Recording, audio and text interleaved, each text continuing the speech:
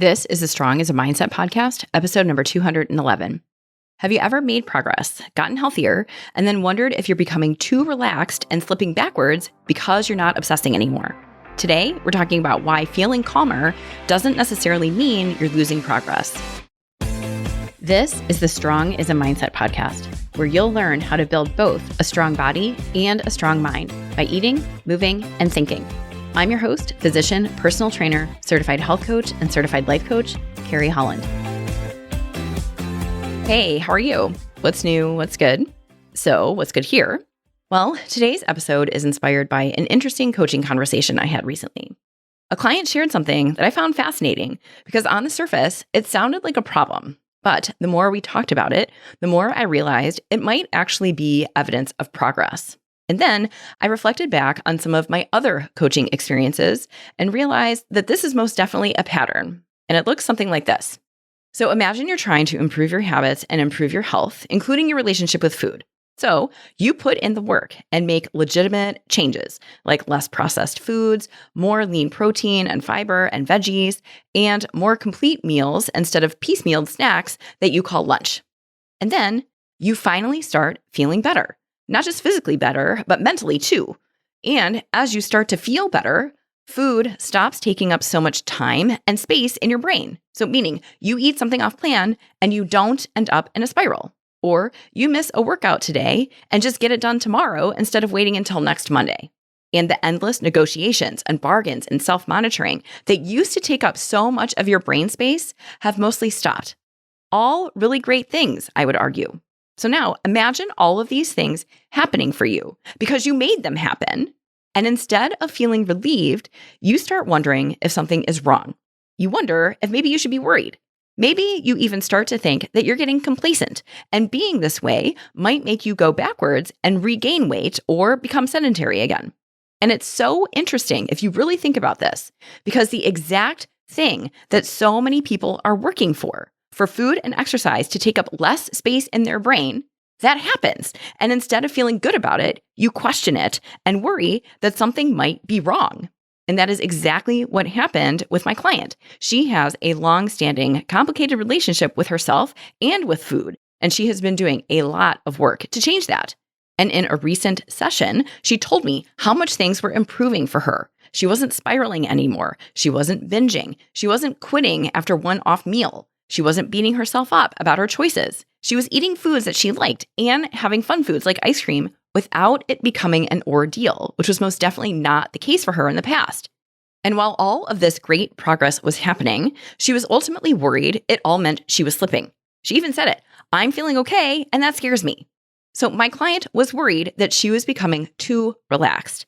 And she worried that her becoming less worried meant she was becoming less disciplined. And if this was the beginning of going backwards, it's so interesting. And I think this happens because so many of us have been taught that if we're not constantly thinking about food, or if we're not constantly worried about gaining weight, or if we're not policing every decision, then we must be letting ourselves go. But I don't think that's true, not at all.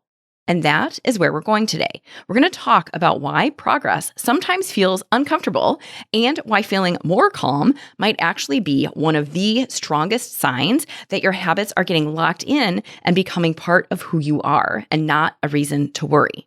All right, so let's go. So let me put it out there from the get-go, one of the biggest reasons why so many of us get tripped up on this. The reason so many people start to feel like they're slipping when they get to a point of not thinking about their habits all the time is because of a very sneaky concept we've learned. And what we've learned was that anxiety equals effort, meaning many of us have been conditioned to believe that if we are constantly worrying about our health, our exercise, or our food, then we must be doing a good job taking care of it. And I said this is sneaky because it is. So think about some of the things that we tell ourselves or tell other people. Things like, I have to stay on top of this. I can't let myself go. I've got to be careful. I need to keep myself in check. I can't get too comfortable here. Think about all of those assertions. They all sound responsible, right? They sound like something a committed person would say. That sounds like someone with discipline. But notice what all of those thoughts have in common. They all imply that if you stop watching yourself so closely, something bad is going to happen, and the wheels will come off the bus, and all of your progress will fall apart. So if you stop worrying, you'll stop trying. Or if you stop thinking about food all the time, you'll go back to overeating. Or if you stop intensely monitoring your workouts, you'll quit them altogether. And it all adds up to the same thing. The fear that if you stop keeping such a close watch on yourself, you'll lose all the progress you've made. Because you've come to believe that worrying and thinking about it, or maybe obsessing about it, is the one thing keeping you on track. And I get that. If you've spent years of your life trying to lose weight, or if you've spent years starting over again every Monday, or if you've spent years feeling like your body and your health is the one area of your life that you just can't quite figure out, then it makes total sense that you've developed the habit of constantly checking in on yourself. So your brain may be totally accustomed to running the same inner dialogue that sounds something like, how'd I do today? Did I eat too much? Did I have too many carbs? If I have this ice cream, is this going to throw my whole day off? Do I need to tighten things up tomorrow because today wasn't the best?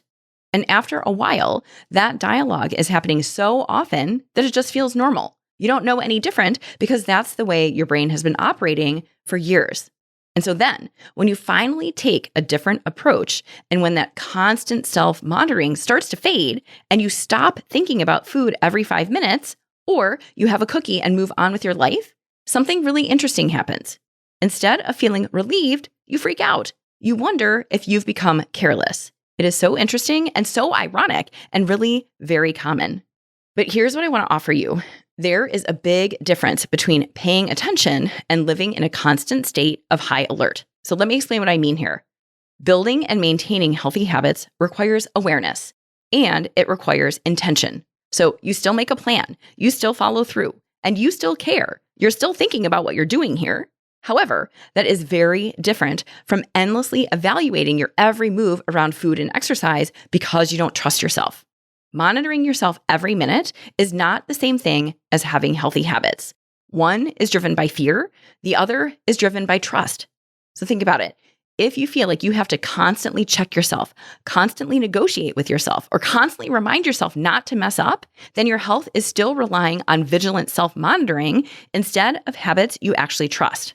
But when habits become part of who you are and are built on a foundation of self-trust, they stop requiring so much of your mental energy.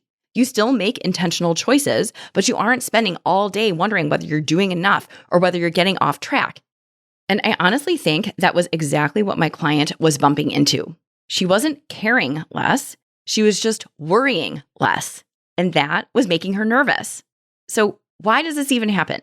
Why does worrying less suddenly make us feel like we're caring less? Well, I think it's because once we've started believing that worry is what keeps us committed, another belief slips in alongside it. And we start believing that feeling bad is what keeps you on track.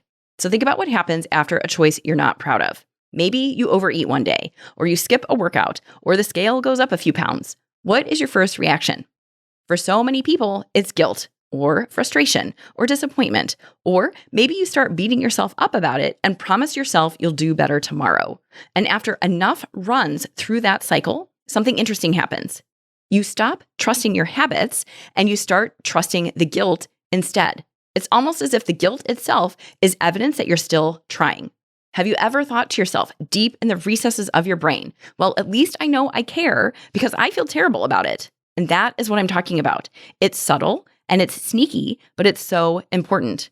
We often use guilt as proof that we're committed, but guilt and commitment are not the same thing. So I want you to really hear that. Guilt and commitment are not the same. And you can even think about it this way. What if you've been giving guilt credit for something that it was never actually doing? Here's what I mean. What if guilt isn't actually the reason you keep trying? What if guilt is just the emotion that has been tagging along while you've been trying to change? Do you see the difference here? Those are two very different things. Think about it this way. If every time you overeat, you feel guilty, and every time you get back on track, you also feel guilty, your brain naturally starts connecting those two events. It makes the connection that guilt must be the thing that got you back on track. Because after all, the guilt showed up, and then I started making better choices again. But as we say in science all the time, correlation is not causation. Just because two things happen together doesn't mean one caused the other. So maybe guilt was just there. And maybe what actually got you back on track was your decision, your grit, your habits, and most importantly, your willingness to try again. So I think we've been giving guilt too much credit. And I think that gets us to the deeper issue. And that is, for so many women, deep down, you don't fully trust yourself yet. You don't trust that you can make a healthy choice without feeling bad first. You don't trust that you can enjoy dessert without turning it into 3 days of overeating. You don't trust that missing one workout won't become a whole month of missed workouts. So instead, you've started to rely on guilt, worry, and constantly monitoring yourself because they feel like a form of protection. They feel like the things that are keeping you successful. And here's the problem with that. If guilt becomes your accountability system, then feeling better and having less guilt starts to feel dangerous because now you've removed the thing that you believed was keeping you successful. And your brain naturally starts wondering, if I'm not worried anymore, am I still committed? If I don't feel guilty anymore, am I letting myself go?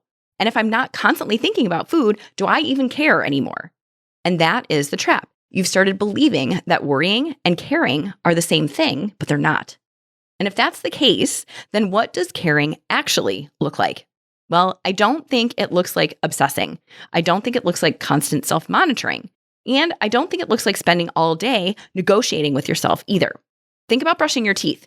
Most of you probably didn't wake up this morning wondering whether you're going to brush your teeth today. You didn't negotiate with yourself about it. You didn't need a motivational podcast. You didn't have to weigh the pros and cons. You didn't promise yourself that this was finally the day you're going to become someone who brushed her teeth consistently. You just brushed your teeth. And not because it's exciting, not because you were especially motivated. You just did it because it's part of who you are. And I think that's a really helpful way to think about other healthy habits. Like eventually, protein is just lunch. Strength training is just what you do on Tuesdays. Going for a walk after dinner does not require a full-on debate in your brain. And drinking water is not a project. They're just things you do. And I think that's the part that surprises people. We often expect healthy habits to keep feeling exciting or difficult or like they require constant willpower. But if you're doing this well, the opposite usually happens. Those habits become so practiced that they stop demanding so much of your attention. Your habits become quieter, less emotional, and less dramatic. They start operating in the background because you've practiced them enough that they've just become part of your normal life. And I know that doesn't sound exciting. It actually might sound kind of boring. But if I'm being fully honest here, boring is the goal. And I know that sounds strange, but here's why this matters.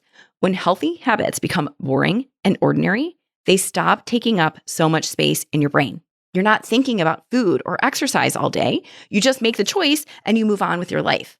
And ironically, that's exactly why it can feel so uncomfortable at first, because we've spent so many years believing that healthy living should feel like constant effort, that when it finally starts to feel ordinary, we mistake it for complacency, when really that just might be what progress feels like. So now, at this point, you might be wondering, okay, but how do I know? How do I know if I'm actually building trust in myself and my habits, or if I'm being complacent? Because there is a big difference. And I think that's a really important question. The problem is that most of us have been trained to measure progress using a very small set of metrics. We look at the scale. We look at our percent body fat. We ask ourselves whether we ate perfectly today with 0 misses. But what if those aren't the only signs of progress? What if some of the biggest changes happen way before the scale even moves? What if some of the biggest changes aren't physical at all, but are mental? Because if this episode is about learning to trust yourself, then it makes sense that some of the evidence of that trust would show up in the way you think, not just in the number you see on the scale. So maybe progress starts looking a little different. Maybe you don't negotiate with yourself quite as much anymore. You decide what you're going to have for lunch, and then you eat lunch. You don't spend 30 minutes arguing with yourself about whether you've earned it, whether it's too many carbs, or whether you should skip dinner because you had dessert. Or maybe progress looks like recovering faster. So you have a meal that wasn't exactly what you planned, and you acknowledge it. And then you get back to your normal routine without feeling like you have to make up for it. So 1 cookie stays at 1 cookie, or 1 missed workout stays at 1 missed workout. Nothing more. They don't become a reason to quit. Or maybe progress looks like needing less reassurance, meaning you don't have to ask, was that okay? Or did I ruin my day with this pizza? Or should I just chalk it up and start over again tomorrow? No. Instead, you make a choice and you trust yourself to make the next choice. And maybe one of the biggest signs of progress of all is that food and exercise take up less space in your brain.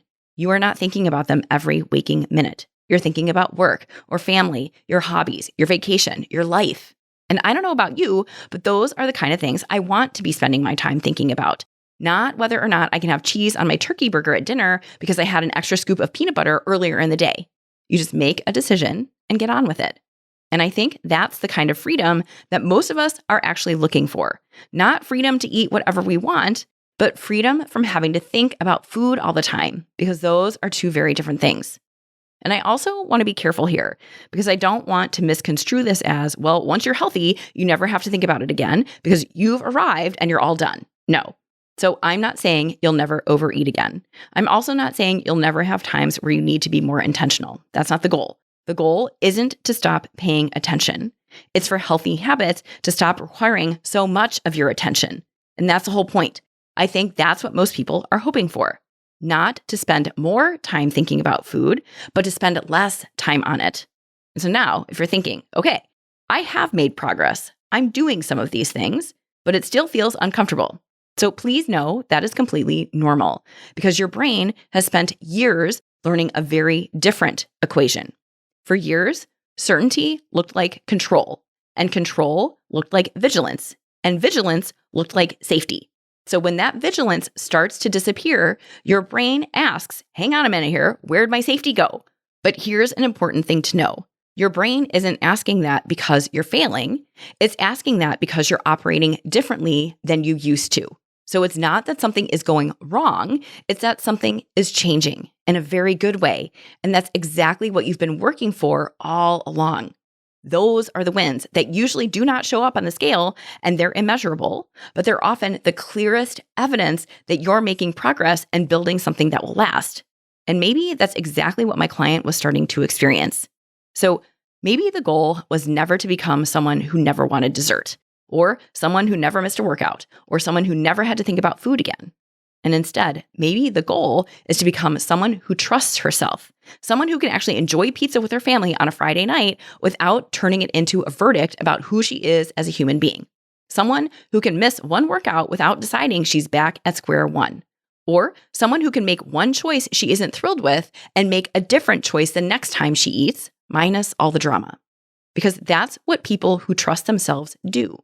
They don't need every decision to be perfect. They trust that one decision doesn't define them, like where my client is headed. She came to her coaching session worried that she was slipping. She was worried that because she wasn't obsessing anymore, she wasn't trying anymore. But I don't think she was slipping, not at all. In fact, I think she was finally experiencing something that she'd never fully experienced before: peace. Not perfection, not absence of effort, and not lack of intention, just straight up peace. And those are very different things.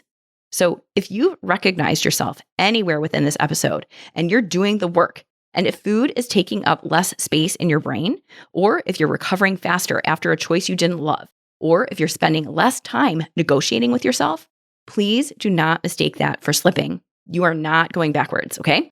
Don't mistake lack of panic for the absence of discipline. And don't mistake worrying less for caring less.